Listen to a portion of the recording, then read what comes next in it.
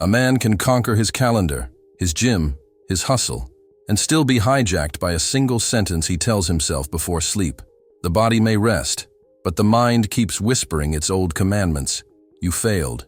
You're behind. You should have done more. And before the light fades, the script of tomorrow is already written. By night, the shadow becomes the narrator. The part you hide during the day, your fears, your unfinished grief, your unspoken hunger, takes the microphone. By morning, the body obeys what the shadow rehearsed. Most men think sleep is rest. In truth, it's rehearsal. That's the hidden tension most of us live in. The modern man, always on, chasing one more metric of control, facing off against the older, quieter king within, the one who decides the terms of the night. The duel is subtle, but decisive. How you close the day determines whether tomorrow is reaction or authorship. Think of your final words before sleep as a key left in the door of your unconscious. Jung understood that the psyche listens differently when the persona, the daily mask, finally drops. In that threshold moment, your nervous system and your soul negotiate what will be remembered, what will be rewritten, and what will be repeated. So much of self-mastery happens not through the grand gestures of willpower, but in these invisible negotiations between the conscious mind that says, "I'm fine," and the deeper one that replies, "No, you're not done with this yet." When you go to bed, the spotlight turns inward. The question is, who speaks then? Your conditioning or your conscious self? Across this next half hour, we'll walk through 7 words, each small enough to whisper, powerful enough to redirect the current of your night. No, enough, seen, release, choose, grieve, grateful. They are not affirmations, they are acts of governance, boundary, sufficiency, recognition, surrender, authorship, mourning, and honest appreciation, spoken when the mind softens and the unconscious begins to listen. Tonight isn't about fixing yourself. It's about remembering that you already hold the language that rewires you, not through force, but through permission. Take a breath. Let the day's noise settle. The night is a mirror, not an escape. And what you whisper into that mirror will decide what answers you wake up to. Every man knows the fatigue of saying yes when every part of him is already spent. Yes to the late-night scroll that numbs. Yes to one more email, one more apology, one more ghost of an old text. Yes, because silence feels like rejection, because refusal feels like loss of love. The world rewards the man who keeps saying yes. He's called ambitious, dependable, tireless. But Jung would call this shadowed loyalty, the nice guy complex wearing armor made of approval. He bargains for peace by abandoning his own borders. The wound beneath is not laziness or weakness, it's fear of disconnection. If I stop performing, will I still be wanted? By night, when the social masks dissolve, that fear takes command. Kahneman described how our fast, automatic mind, System 1, chooses the path of least resistance. At night, that path is usually surrender to impulse. The nervous system seeks immediate relief. The man calls it unwinding. In truth, it's self-abandonment disguised as rest. But here's the paradox Jung hinted at. The unconscious respects boundaries more than ambition. When you never guard the gate of night, your psyche assumes you have no king at the helm. The shadow walks in, sits on the throne, and drafts the orders for tomorrow. Think of Leonidas at Thermopylae. 300 men holding a narrow pass. The battle wasn't won by expansion, but by refusal. No was the victory. Bedtime is your Thermopylae, the moment where strength is not in charge but in limit. Most men mistake no for aggression, for the collapse of love. Yet the truer no is devotion to tomorrow's values. It's tenderness aimed at your future self. When you guard the gate, you're not shutting life out. You're keeping what matters in. Picture it this way. Each time you decline a late scroll or a lingering worry, you're teaching your nervous system that safety no longer depends on compliance. You're translating love into structure. The boy in you sought approval. The man grants himself permission to rest without apology. You might feel it as unease at first. The absence of noise, the quiet too wide. That's not emptiness. It's oxygen. The nervous system, long trained to anticipate demand, begins to uncoil. The mind hears itself again. In Jungian terms, this is the birth of ego strength, the ability to hold tension without collapsing into habit. Saying no to what drains you is the first rehearsal of sovereignty. It's the smallest form of individuation, separating what serves life from what only mimics it. Imagine standing at that gate tonight. The world hums behind you, full of invitations and ghosts. Ahead, silence waits, not as punishment, but as threshold. No is not the end of connection. It's the beginning of self-respect, and as you speak it, something ancient in you listens.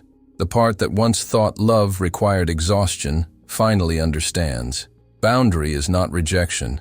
It's a quiet declaration. I will meet tomorrow as myself, not as my habit. Now the next word, the one that untangles the engine that keeps pushing even when the gate is closed. Now the next word, the one that untangles the engine that keeps pushing even when the gate is closed. There's a particular exhaustion that no sleep fixes, the one that comes from never feeling done.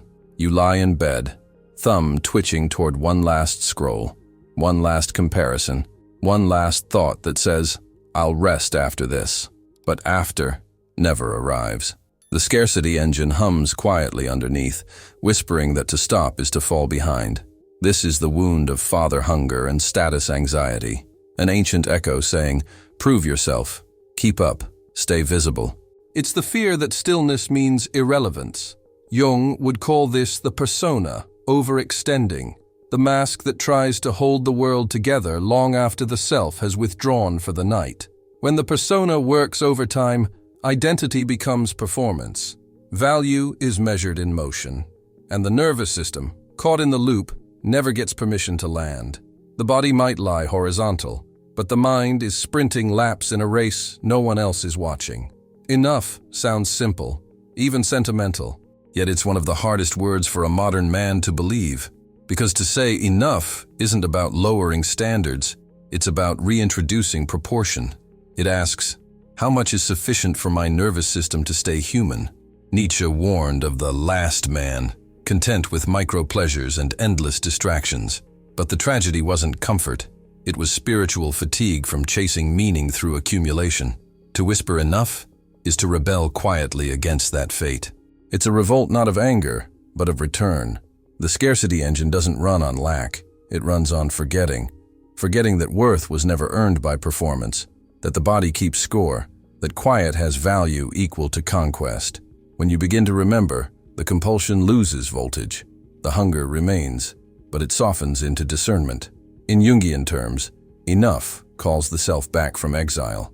It closes the distance between the man you perform and the man you actually are. The unconscious, long treated as an enemy of productivity, begins to act again as an ally of restoration. If you trace the pattern beneath exhaustion, you'll often find fear of empty space, because in that emptiness, unprocessed feelings rise. Grief, shame, the ache of insignificance, all the passengers you've kept quiet during the day climb out of the dark. Most men skip this part. They push past the discomfort and call it discipline. But avoidance isn't strength, it's self-eviction. Enough is the word that opens the gate to real rest. It tells the nervous system that safety is not in control, but in contact. It's the permission slip the body has been waiting for, to stop chasing and start digesting the day. Imagine saying it not as surrender, but as mastery. Enough work, enough comparison, enough punishment for what you didn't finish. The mind slows, the breath deepens.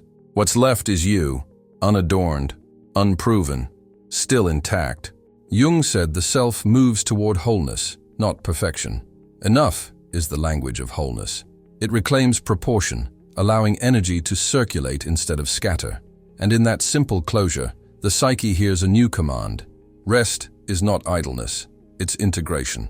You're not quitting, you're returning. Now, as the scarcity quiets, another hunger appears, the one that asks to be seen, not for performance, but for truth. There's a quiet ache that surfaces once the noise subsides, the ache of not being seen. You can build, protect, perform, love deeply, and still feel invisible in the moments that matter most. By day, you keep moving, stacking proof that you exist. But by night, when there's no one left to perform for, the truth leans in. So much of what you do is still a plea for recognition. Jung understood this as the loop of projection. The traits you can't accept or acknowledge in yourself, your intelligence, anger, tenderness, ambition, are exiled into others. You chase them, admire them, resent them, or compete with them. The world becomes a mirror you're trying to convince to look back. For many men, that loop is powered by an old wound, the invisible boy who learned that effort equals worth. When his efforts went unseen, he didn't stop trying. He just tried harder. In adulthood, that becomes the shadow contract. Perform well enough, and someone will finally confirm your existence. But projections always collapse under their own weight. The partner you idolize becomes the critic you fear. The mentor you envy becomes the father figure who can't fill the gap. Recognition sought outside eventually fractures into exhaustion. The psyche grows tired of outsourcing its sight. To say "seen" before sleep is to interrupt that circuit. Not a declaration to the world, but a quiet gesture toward yourself. I acknowledge what I carried today. The recognition you've been demanding from others begins to move inward. This is not vanity, it's integration. Jung wrote that what we refuse to own in ourselves, we will persecute or worship in others. Ownership dissolves both extremes. When you meet your anger, it no longer needs an enemy. When you meet your tenderness, it no longer needs applause. The psyche begins to settle, because projection requires friction, and recognition breeds stillness. Picture a backstage mirror, the kind actor's face once the performance ends. The lights are softer there. The costume rests on the chair. For the first time all day, the reflection looking back is not a role. That's the moment seen belongs to. There's a reason this word matters at night. The unconscious speaks in symbols, not status. When you affirm what was real in you today, what you felt, what you hid, what you endured, you complete a small loop of self-witnessing. The nervous system reads that as safety. The heart reads it as truth. In psychological terms, this is shadow integration in miniature. You're no longer splitting your identity between light and dark, worthy and unworthy, visible and ignored. The fragments begin to orbit the same center, and the center is presence. So much of healing is simply replacing the question, "Who will see me?" with the statement, "I am seeing myself now." From that ground, other eyes become optional, not essential. Validation becomes resonance instead of currency. As the night deepens, let the mind settle on this. The parts of you that felt unseen today are not defects. They are signals asking to return home. To see them is not indulgence, it's restoration. And in that recognition, the loop breaks. The mirror no longer traps you. It welcomes you back.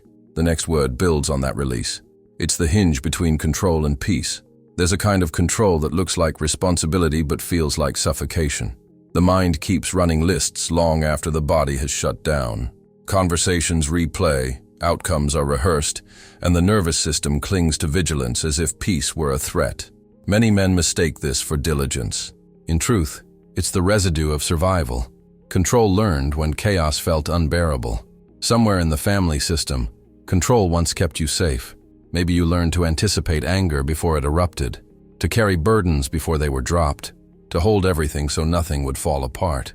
The boy who managed the storm became the man who cannot stop managing, even in the dark. But the unconscious doesn't rest when the conscious mind clenches. Jung observed that the psyche seeks balance. Whatever is over-controlled in waking life will loosen itself in dreams. The cost is restlessness, insomnia disguised as thoughtfulness, fatigue mistaken for commitment. The harder you try to force calm, the more rebellion brews beneath. Neuroscience confirms what Jung intuited. During sleep, the brain revisits emotional memories and softens their charge. It doesn't erase pain, it recodes meaning. But this process depends on one signal from you: safety. Without it, the system can't release. It rehearses instead. Every worry becomes a loop. Every tension, a rehearsal of threat. Release is not passivity. It's command spoken in the right language. When you say it, you're instructing the body. File this without danger. You're giving permission for integration to continue without your supervision. Control transfers from the conscious ego to the deeper intelligence of the psyche. Imagine the magician archetype standing before an open hand. Power doesn't vanish when the fist unclenches. It returns to flow. What was tight becomes current. In that release, the nervous system recalibrates, the breath lengthens, and thought becomes quiet enough for intuition to reappear. This is the paradox of mastery. The more you release, the more coherent your energy becomes. The mind is no longer at war with itself. You are no longer the jailer of your own vigilance. Every culture has known this in its own language. Surrender, trust, faith, detachment. But beneath each word lies the same truth. The unconscious cannot heal under surveillance. It needs space, not supervision. Release doesn't mean forgetting what matters. It means ending the illusion that worry equals care. The man who never stops rehearsing loss only relives it nightly. But the man who releases allows life to participate in his healing. Jung once wrote that until you make the unconscious conscious, it will direct your life, and you will call it fate. Release begins that translation. You stop micromanaging the darkness and start cooperating with it. The night becomes an ally again. Picture it as a final breath before sleep. Not forced, not performed, just acknowledged. The day folds itself quietly. The body learns that not every task requires your grip. And in that letting go, you regain the one thing control always promised, but never delivered: rest. The next word moves from this surrender into authorship, the moment where will and freedom meet. There's a phrase many men carry like a scar: "That's just who I am." It sounds like acceptance, but more often it's defeat.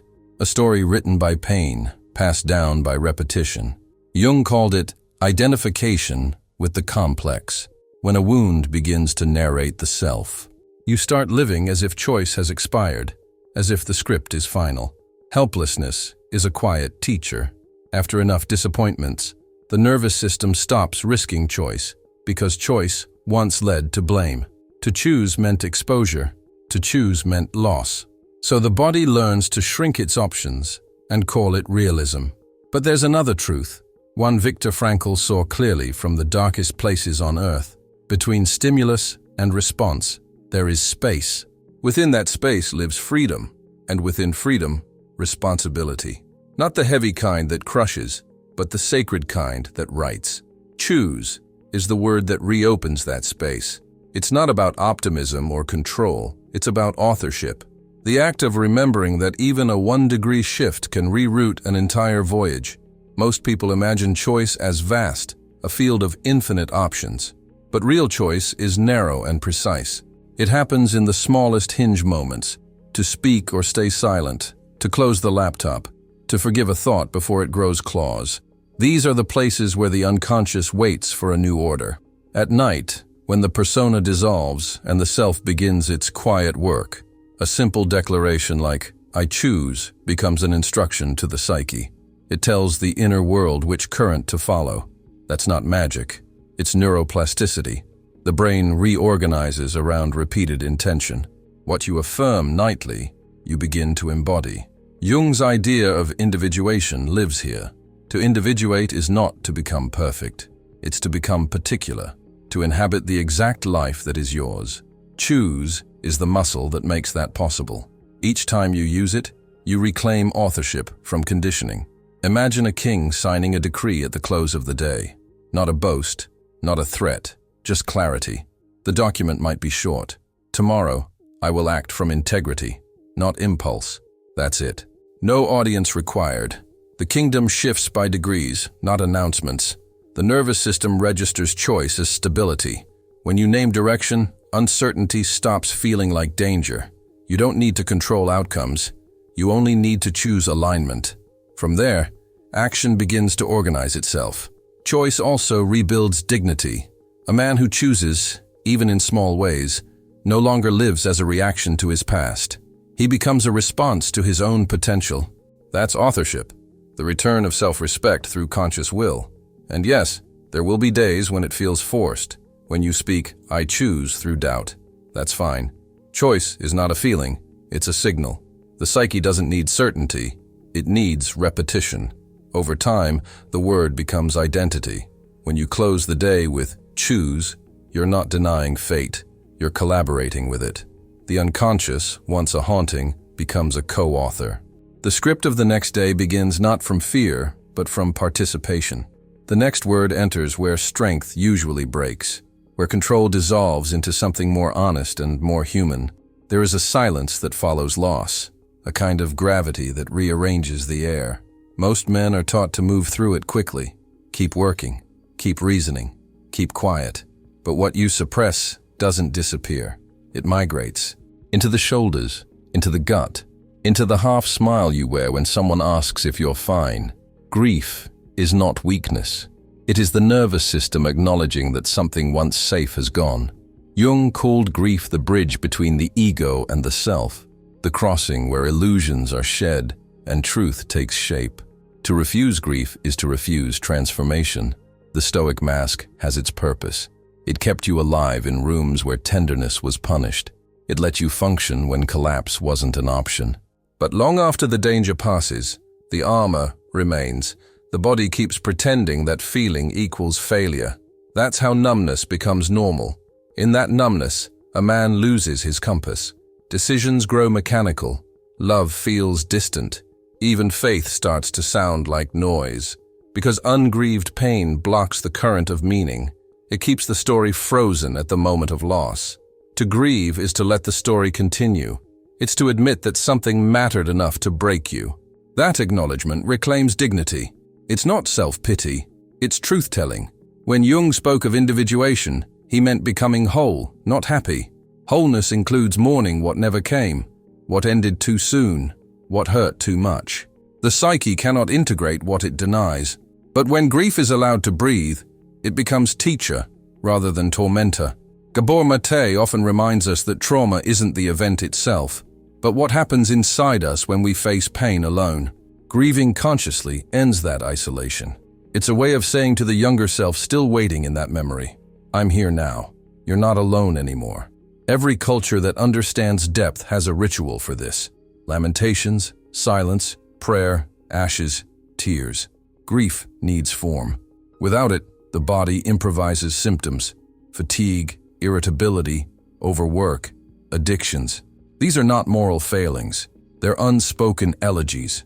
Jacob wrestled the angel through the night and was left with a limp. That story isn't about defeat. It's about blessing. Transformation always leaves a mark. When you grieve, you stop asking to be untouched. You accept that love changes shape and that survival includes scars. In that acceptance, strength returns, but quieter. You begin to recognize sadness not as an intruder, but as proof that your capacity for love remains alive.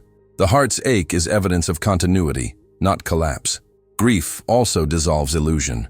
It strips away the fantasies that once organized your pain, the perfect redemption, the flawless partner, the old childhood fairness you still chase in adult form.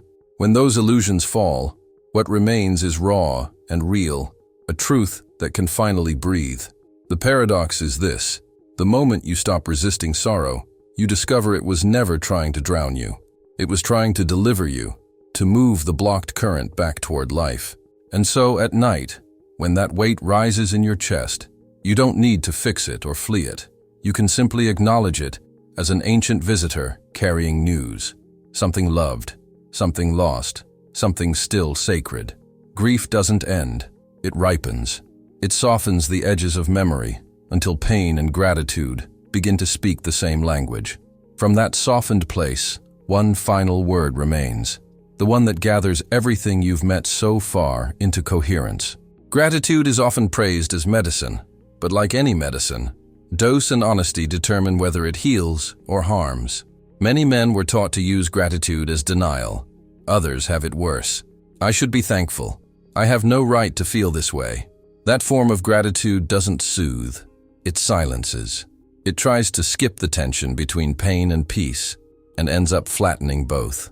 Jung warned against spiritual bypassing long before the term existed. The psyche cannot evolve through pretense.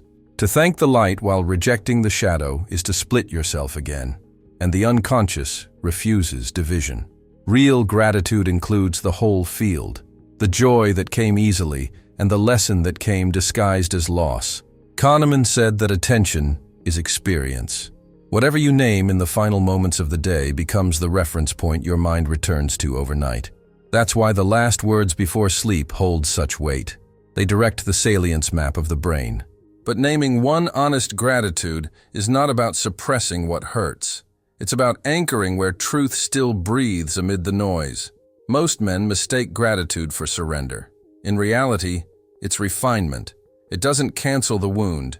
It contextualizes it. The phrase, "I'm grateful I told the truth and it cost me," is far more powerful than "I'm grateful everything's fine." The first unites strength and integrity. The second pretends they never clashed. When gratitude widens to include shadow, resentment begins to dissolve. Because resentment is just unlived gratitude, love that never found expression inside reality. To transform it, you don't erase the anger. You let gratitude sit beside it until both tell the same story. This is where the lover archetype returns.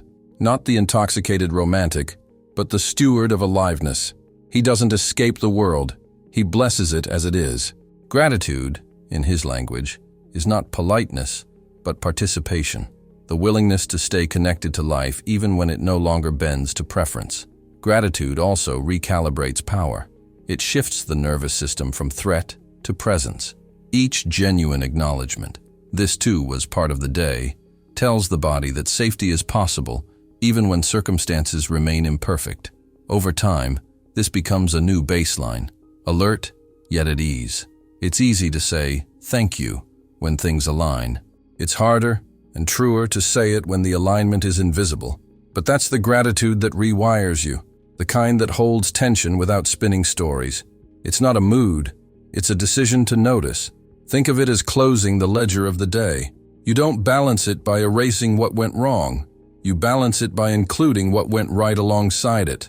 The psyche, seeing both, understands continuity again. At the end of all this, grateful becomes not a word but a posture. Eyes open, breath steady, hands not empty but enough. A long pause. Then the voice lowers, carrying the listener toward conclusion. The 7 words are not magic. They're governance, boundary, sufficiency, recognition, surrender, authorship, mourning, and appreciation.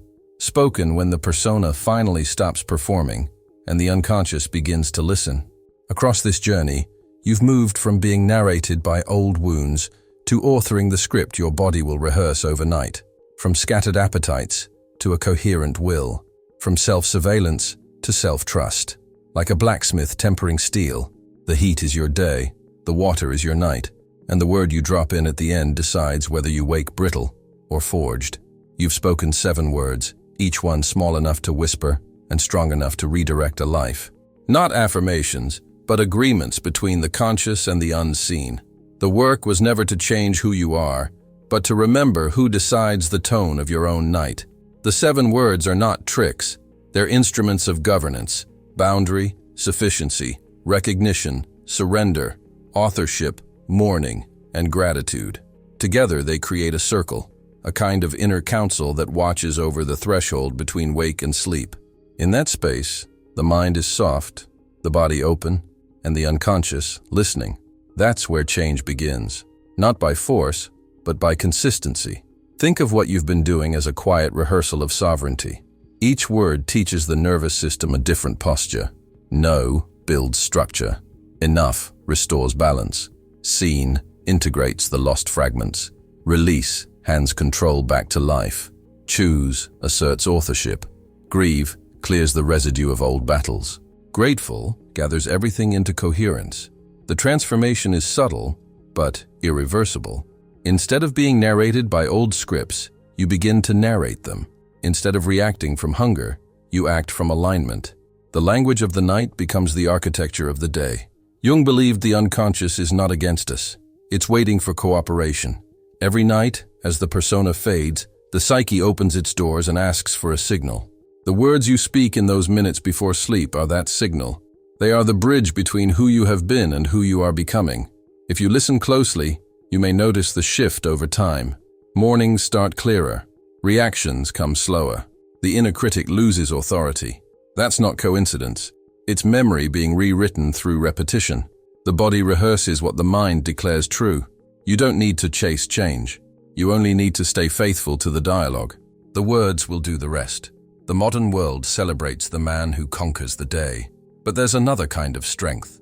The man who governs the night, who closes each day with consciousness instead of noise. He doesn't wrestle the dark. He collaborates with it. So tonight, as you lie between the pulse of what has passed and what waits to be born, remember this. Every word you speak in the dark is a seed in the soil of tomorrow. The soil doesn't need shouting, it needs truth. Like the blacksmith tempering steel, the heat is your day, the water is your night, and the word you drop in at the end decides whether you wake brittle or forged.